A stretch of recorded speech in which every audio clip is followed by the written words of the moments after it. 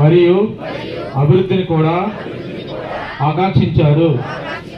దీనిని స్ఫూర్తిగా తీసుకుని స్వచ్ఛాంధ్రప్రదేశ్ను సాధించి తద్వారా స్వచ్ఛ భారత్ను సాధించే లక్ష్యంతో నేను కృషి చేస్తానని ప్రతిజ్ఞ పూనుతున్నాను.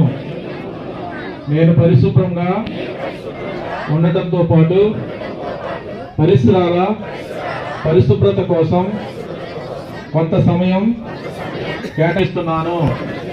ప్రతి సంవత్సరంలో 100 గంటలు మరియు ప్రతి వారానికి 2 గంటలు శ్రమదానం చేసి పరిశుభ్ర ఆంధ్రప్రదేశ్ సాధించే సంకల్పానికి కట్టుబడి ఉంటాను. నేను